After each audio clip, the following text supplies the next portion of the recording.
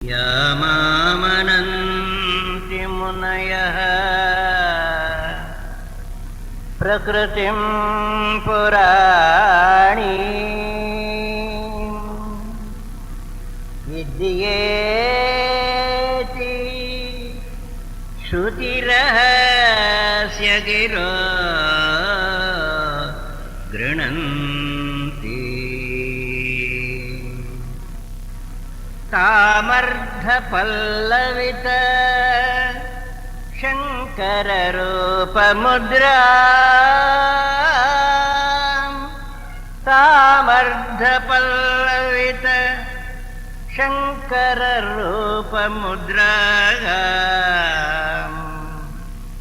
देवी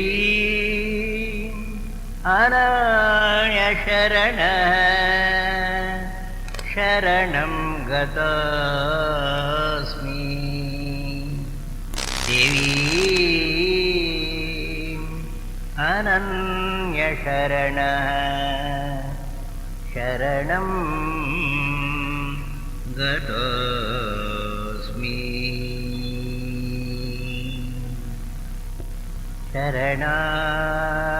शरणागतदीनार्थ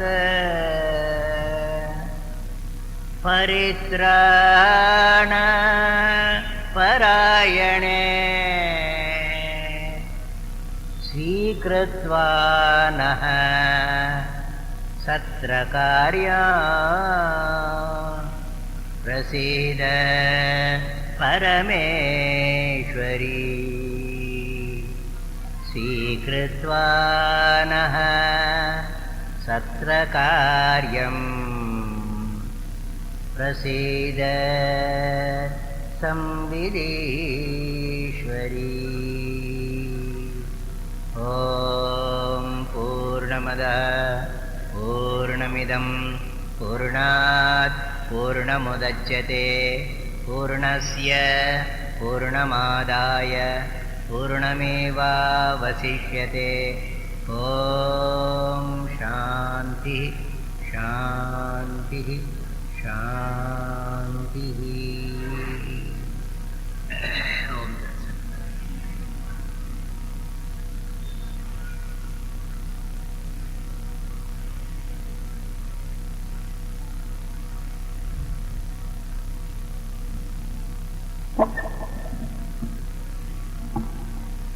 भगवती की असीम कृपा से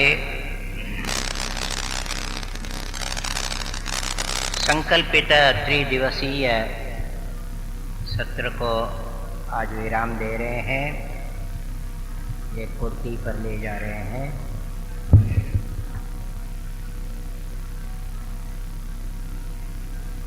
यह जालोर संवित साधना इनकी जो संवित प्रवृत्ति चल रही है, प्रथम दिवस आपने बतलाया।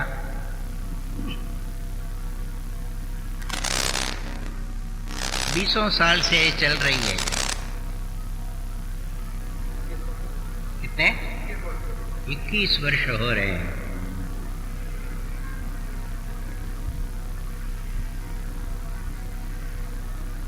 इससे भगवती संवित स्वरूपिणी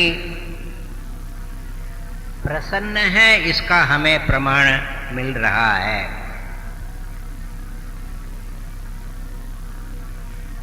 अमृतोत्सव मनाया था आप लोगों ने 2 वर्ष पूर्व। उसमें बहुत से बाहर के भी संवित केंद्रों से कार्यकर्ता आए, साधक आए। उन लोगों ने अंतस्थल से जालोर केंद्र की भूरी भूरी प्रशंसा की है। उन्होंने एक प्रामाणिक एक ठप्पा लगा दिया, मोहर लगा दिया, हाँ जालोर भी एक केंद्र है।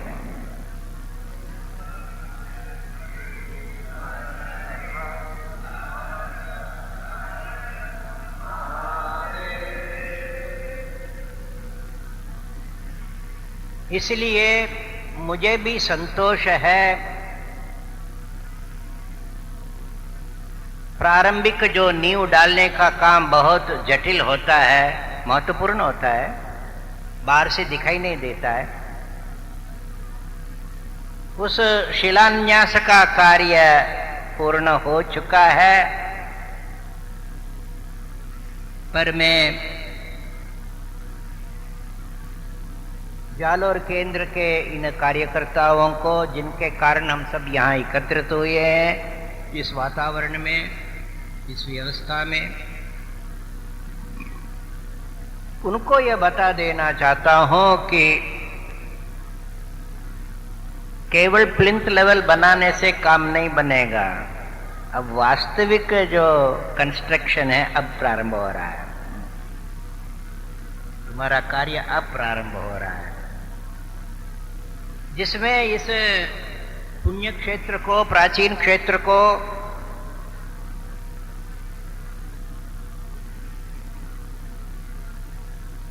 पुनः उस अध्यात्म उन्नति में प्रतिष्ठित करने के कार्य में संवित साधना इन जालोर शाखा एक मुख्य भूमिका निभा सके। समस्त नगर के नागरिकों को संवित साधक बनाए, जीवन में संवित साधना का समावेश करने में वो समर्थ हो। उसके लिए पहले दिन से मैं कह रहा हूं, शक्ति की आराधना के बिना यह कार्य संभव नहीं है। शास्त्र में इसलिए कहा, आपके जो प्रसाद पत्र दिया है उसमें भी यही वचन उद्धृत किया, आराध्या परमा शक्ति सर्वैरपि सुरासुरैः मातु परतरम किंचिन नादिकं भुवनत्रये। आराध्या परमाशक्ति ही सर्वैरपि सुरासुरैः, सभी के द्वारा आराध्य होती है पराशक्ति। ये कोई चॉइस नहीं है, अनिवार्य है। चाहे किसी भी मजहब के हो, किसी भी रूप में परमेश्वर को हम अपनावें, पर शक्ति रूप से तो ही उनकी उपासना हो सकती है। ये पहला दिन भी बतला दिया था आचार्य शंकर को, भगवती ने स्वयं बतलाया, मेरे बिना तो तुम्हारा ईश्वर हिलडुल भी नहीं सकता है। वास्तव में ईश्वर का रूप ही पराशक्ति है।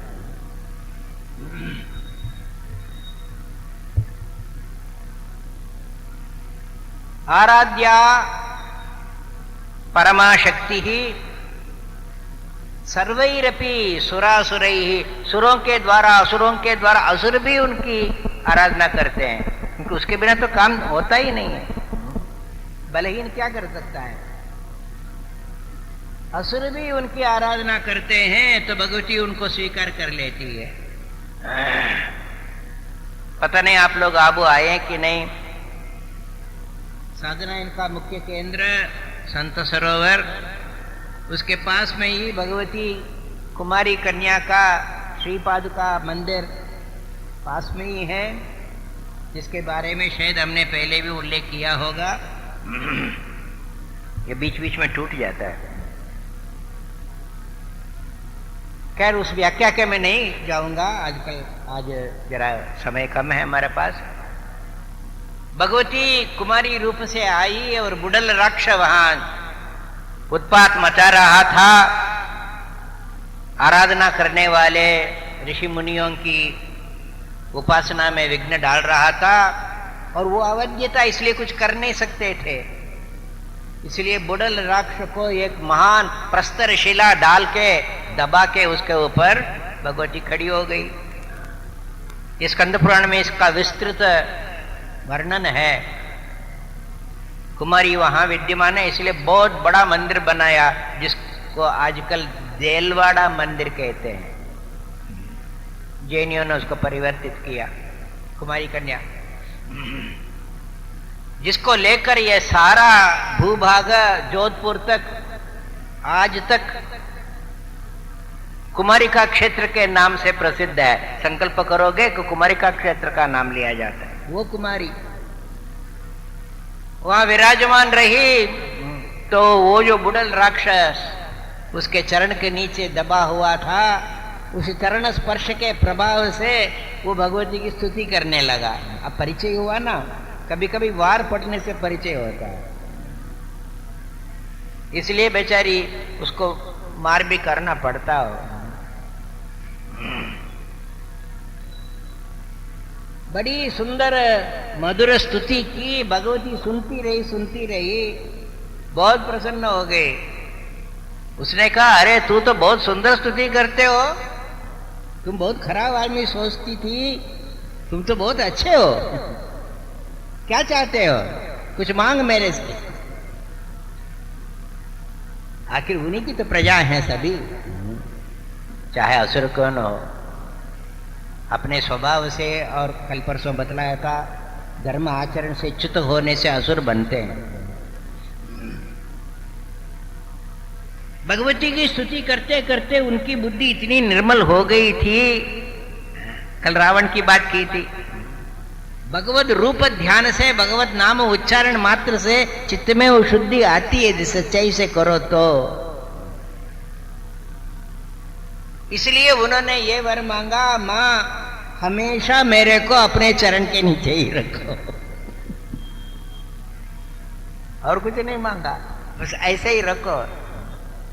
अभी तक वो बुढ़ल वही है, दबा हुआ है। हाँ, ये दूसरी बात है कि महीने में एक बार करवट बदलता है तो गड़गड़ाहट होती है अंदर से, जमीन के अभी भी महसूस करते हैं महीने में एक बार, तो समझ लेते हैं बुढ़ल राक्षस हिल रहा है।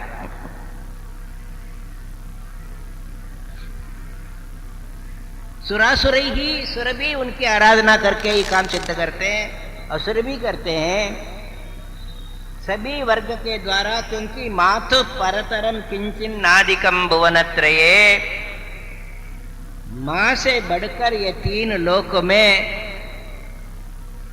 और अधिक तत्व, श्रेष्ठतर तत्व कुछ नहीं है। अब मातु शब्द को कैसे लोगे ये तुम्हारे ऊपर है, हर स्तर में ले लेना, मुख्यतया 3 स्तर में। साधारणतः लोग यही समझते हैं माता ही प्रथम गुरु है, मातृदेवो भव, ये गुरुकुल में आचार्य सिखाते हैं, मातृदेवो भव। वो मां समझ लो जो जन्म देने वाली है, घर का निर्माण करती है, संतान को बड़ा करती है, इसके द्वारा ये कुल का निर्माण, और कुल के द्वारा फिर सारा समाज का निर्माण। वैयक दृष्टि से समझ लो, राष्ट्र दृष्टि से समझ लो, मातृभूमि कहते हैं ना, उससे बढ़कर कोई तत्व नहीं है। और हम जिसकी चर्चा भी कर रहे हैं, चिंतन कर रहे हैं, केवल एक राष्ट्र रूपी मां नहीं, सारे विश्व को जन्म देने वाली वो परब्रह्म स्वरूपिणी, उस जगन माता को समझ लो। Personal level, national level, spiritual level, तीनों लेवल में समझ लो, मातृ तत्व से बढ़कर कोई तत्व नहीं है, उसकी उपासना करनी चाहिए। भगवान भाष्यकार आचार्य शंकर ने यही किया, तीनों स्तर में शक्ति आराधना। व्यक्तिगत रूप से तो आप जानते ही हैं, मैं आचार्य शंकर के जीवन के बारे में कह रहा हूं। संन्यास की आज्ञा प्राप्त करने के लिए मां की आराधना की, मां को प्रसन्न कराया विचित्र ढंग से, वचन देकर गए, संन्यास लेकर गए, अंतिम समय में याद करो तो मैं आ जाऊंगा जरूर। अब संन्यास लेने के बाद तो वो न किसी घर के होते, न किसी कुल के होते, न किसी देश के भी होते हैं, फिर भी उन्होंने उस वचन को निभाया। अंतिम क्षण में बिल्कुल अकेली थी, आर्यांबा स्मरण किया तो जाना पड़ा, और गए और पूरा काम किए। इसलिए इस वैयक्तिक दृष्टि से भी प्रत्येक व्यक्ति को मातृ सेवा करनी है। और राष्ट्र की सेवा तो किया ही है, मैं रोज ही बोलता हूं। ये महामना भारतवर्ष की 3 बार परिक्रम करके धर्म की स्थापना नहीं करते। आज सवेरे ही मैं मंडलनाथ में कह रहा था, आज हम बैठ के ये देवी नामावली का पाठ कर नहीं सकते थे, असंभव था। सप्तशती का चिंतन कर नहीं सकते थे, सब लुप्त हो जाता। सारे राष्ट्र को उन्होंने अपनी सेवा से मातृ सेवा मानकर राष्ट्र शक्ति को जागृत किया। आध्यात्म दृष्टि से पहला दिन मैंने बतलाया था, साक्षात अन्नपूर्णा का दर्शन करके उन्होंने ये शक्ति उपासना के तत्व को अद्वैत ज्ञान के बीच में रखा। मातु परतरम किंचिन आदिकम भुवनत्रये, इसलिए हम कह रहे हैं ये बड़ा भारी पर्व आ रहा है। मैं तो कल चला जाऊंगा, इसलिए जा रहा हूं। जोधपुर में बड़ा भारी आयोजन है। क्या आयोजन है वो आपको भरत जी बताएंगे। परसों से आप लोग भी अवश्य शक्ति उपासना 9 दिन लगातार बड़े उत्साह से सारा राष्ट्र करेगा। जहां कहीं भी वैदिक धर्मावलंबी होंगे, आजकल तो अन्य धर्मावलंबी भी करने लगे, क्योंकि इतना आकर्षण है इसमें। शायद ही भारतवर्ष में कोई उत्सव ऐसा होगा जो इतना लंबा चलता हो, 9 दिन लगातार एक तीव्र उत्साह को लेकर। इसका विभिन्न वो रूप है। गुजरात में गरबा नाचते हैं, कहीं तो झंडा लेके जाते हैं वैष्णो देवी, कहीं तो सप्तशती पाठ करते हैं। पूर्व देशों में भगवती की मूर्ति, विशाल मूर्ति स्थापित करके पूजा करके फिर विसर्जन करते हैं। दुर्गा पूजा, अनेक रूप पर सब लोग मनाते हैं। शायद ही कोई वैदिक ऐसा उत्सव होगा जिसको इतने लंबे समय तक इतने लोग इतने उत्साह से मनाते होंगे। ये हमारे राष्ट्र का प्राण है, हमारा धर्म का प्राण है। क्योंकि माता की उपासना जितना भी विविध हो, जितना भी जटिल लगता हो, क्योंकि है बहुत गहन है, पर होते हुए भी बहुत सरल है। मां को खुश करने में क्या लगता है? सटल बट वेरी सिंपल, दोनों स्तर में। ठीक जैसे मां बालक को संभालती है, बड़ा करती है, आजकल की मां कहती है बहुत बड़ा झंझट है, ये नहीं होना ही अच्छा है।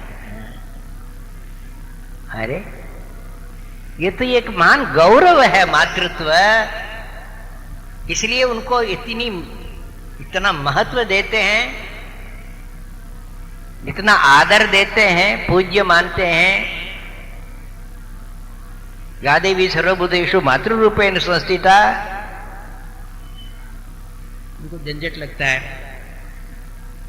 इसलिए माता भी कितने सरल ढंग से इस अत्यंत कठिन कार्य को सिद्ध करती है। ये एक नन्हा सा अबल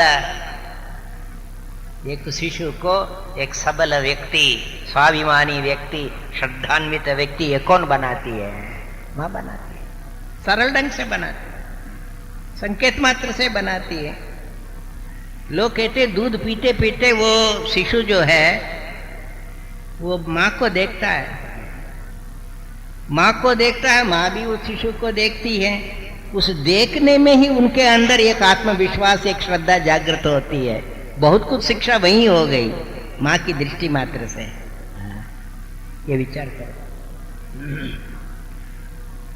संकेत मात्र से। सप्तशती में कहा कि मां आप असुरों के संहार करने के लिए इतने ये सब आके ये अस्त्र शस्त्र क्यों चलाती है?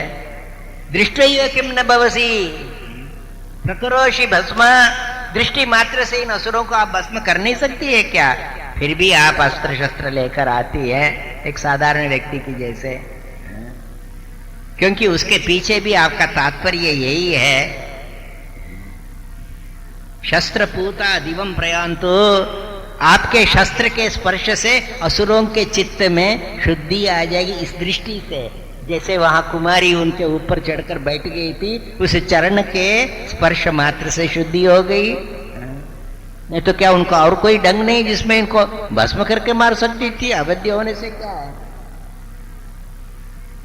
इसलिए मां की प्रक्रिया में ताड़न में भी एक करुणा है, असुरों के संहार में भी देवी के चित्त में चित्ते कृपा समर निष्ठुरता च दृष्टा।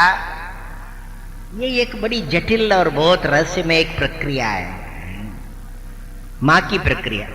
अरे मां जैसे आपको अपनाती है वैसे तुम शिशु हो, तुम भी तो अपना सकते हो, उसी सरलता से और उसी गंभीरता से। इसलिए यहां इस मंत्र में प्रसंग हमारा ये मंत्र है, नमो देव्यै महादेव्यै शिवायै सततम नमः, नमः प्रकृत्यै वज्रायै नियताः प्रणता स्मताम। एक ही साधना बतलाया, सबसे सरल साधना क्या है? नमस्कार। क्यों? देवी को नमस्कार, महादेवी को नमस्कार, शिवा को नमस्कार, प्रकृति को नमस्कार, भद्रा को नियम पूर्वक नमस्कार। ये अत्यंत सरल साधना है। भगवान भी गीता में कहते हैं माम नमस्करो मन मना भव मत भक्तो मत याजी माम नमस्कुरु। ये एक अलग साधना, सरल पर बहुत गंभीर। कल हमने अंतिम में ये संकेत किया था, शिवायै सततम नमः भद्रायै नियता प्रणता स्मताम। इस नमन रूपी साधना में ये थोड़ा सा एक स्तर का भेद लाए, एक सतत नमन है, एक नियत नमन है। कल कहा था ना, सतत नमन और नियत नमन। नियम रूप से निर्दिष्ट काल में शास्त्रीय प्रकार से जो नमन किया जाता है, ये कर्म रूप है, ये कर्म का प्रतीक है। नियम की पूजा, नियम का जप, नियम का स्तोत्र, नियम का अपना कर्तव्य कर्म। नियत जो प्रणाम है, ये प्रत्येक वर्ष व्यक्ति के लिए अनुष्ठेय अपना स्वधर्म कार्य है। 2 दिन से हम देख रहे हैं, धर्म स्वरूपिणी भगवती को अपनाना, यही नमन हो। तुम्हारा प्रत्येक कर्तव्य काम की पूर्ति में भगवती का नमन सिद्ध हो रहा है। अब ये तो तत्त काल में तत्त परिस्थिति के अनुसार करना चाहिए ना। बालक के साथ कैसे व्यवहार करना, बड़ों के साथ कैसे व्यवहार करना, दुश्मन के साथ कैसा व्यवहार करना, वो भी एक नमन है। सतत नमन जरा सा इससे भिन्न है, हमेशा एक जैसा, जिसमें कोई काल आदि का विधान नहीं है, सार्वकालिक है, कालातीत है। सतत नमन हमेशा किसी भी अवस्था में। अब ये तो हाथ जोड़ना होगा नहीं, ये तो कोई एक कर्म होगा नहीं, सबके प्रति एक जैसा व्यवहार कर नहीं सकते, अनर्थ हो जाएगा। इसलिए हमेशा एक जैसा जो होगा वो तो ज्ञानमय ही होगा। ये चैतन्य की उपासना है। काल के अंदर सब कुछ अलग अलग रूप में आता है, अलग अलग व्यवहार करना पड़ता है। जो कालातीत है, जिसको काल स्पर्श नहीं करता है, जिसके कारण कोई परिवर्तन नहीं आता है, जो एक सा रहता है, उसको अपनाने में सतत नमन होता है। यह चैतन्यमय उपासना है। इसलिए प्रथम जो 3 नाम आए हैं, नमो देव्यै महादेव्यै शिवायै सततम नमः, ये तीनों चैतन्य स्तर की उपासनाएं हैं। आत्म स्तर की उपासनाएं। आत्मा तो सतत है ना, ऐसा थोड़ी कि कभी कभी तो आप आत्मा नहीं है, कभी आत्मा बन जाते हैं। आप हमेशा आप हैं। आत्मा माने खुद, चाहे सो रहे हो चाहे मूर्छा में भी चले गए हो, आप तो आप हैं। उस आत्म तत्व का जो स्मरण है, आत्म तत्व का जो पहचान है, ये सतत चलता है। ये थोड़ा सूक्ष्म है, इसलिए मैं अंतिम दिन थोड़ा सा संक्षेप में बोलूंगा। ये जो अहम अहम रूप में चैतन्य की जो अभिव्यक्ति हो रही है, अनुभव, चाहे आप मन से जानो नहीं जानो, गहरी नींद में भी मैं, ये अहम वृत्ति हमेशा रहेगी। इसके बिना तो आपका अस्तित्व ही नहीं है, और ये अस्तित्व कभी मिटने वाला नहीं है। इसलिए ये संवित स्वरूपिणी अहम रूपेण स्फुरित होने वाली, इसका स्मरण सतत होता है, इसका नमन सतत होता है, पहचानने से नमन हो जाता है। अब चेतना के ये 3 स्तर है, देवी, महादेवी और शिवा। एक जीव चैतन्य है, एक ईश्वर चैतन्य है, और एक ब्रह्म चैतन्य है। चेतना के 3 स्तर। एक शरीर को लेकर चेतना जब अभिव्यक्त होती है तो उसको जीवात्मा कहते हैं। एक सारे विश्व को लेकर एक चैतन्य अपने आप को अभिव्यक्त करता है तो उसको ईश्वर कहते हैं। उनका ऐश्वर्य चाहिए इसमें। इन दोनों से अलग भगवान 15वें अध्याय में पुरुषोत्तम नाम से बतलाते हैं, इन दोनों से अलग एक स्तर है जहां छोटा बड़ा होता नहीं है, जीव ईश्वर का भेद रहता नहीं है। एक शासी, एक शासक है, एक दास है, एक स्वामी है, ऐसा भेद होता नहीं। एक रस का अखंड चैतन्य है, उसको कहते हैं ब्रह्म। ब्रह्म माने पूर्ण। पूर्णमदः पूर्णमिदं रोज बोलते हैं ना, ये ब्रह्म तत्व का प्रकटन है। वो ब्रह्म चैतन्य, अखंड चैतन्य, ये सबका आधार है। जगत का कारण भी वही है, वही ब्रह्म कारण भी बन जाते हैं, वही ब्रह्म कार्य भी बन जाते हैं। जीव भी वही है और ईश्वर भी वही है। भगवान भाष्यकार ने जिस देवी तत्व को हमारी उपासना के लिए प्रतिपादित किए, उसमें उसको ब्रह्म महिषी मानकर ही हमारे सामने वो उपासना का क्रम रख के समझा। ये जो देवी है ना, ये वही देवी है जो खेल खेल में इस अखंड चैतन्य को 2 टुकड़े में कर देती। विनोदाय चैतन्यम एकम विभज्य, विनोदाय खेल खेल में, विनोदाय चैतन्यम एकम, एकम चैतन्यम, चैतन्य तो एक ही है, वो अनेक हो ही नहीं सकता, अखंड है, उसमें कोई अवयव तो है नहीं। ऐसा होते हुए भी ये असंभव को संभव करने वाली माया शक्ति है। चैतन्यम एकम विभज्य द्विधा देवी शिवश्चेति नामना, उसको 2 टुकड़े में कर देती है। एक को शिव नाम रख देती, दूसरे को जीव नाम रख देती। अरे आकाश को 2 टुकड़ा कैसे करोगे? एक भेद कल्पित कर दिया, कल्पित भेद, कल्पित शरीर। इसके विस्तार में नहीं जाऊंगा। ये विनोद से ये भगवती ही अपनी अचिंत्य शक्ति के द्वारा शिव और जीव का भेद कर देती है, और खेल खेल में फिर उस भेद को तोड़ भी देती है।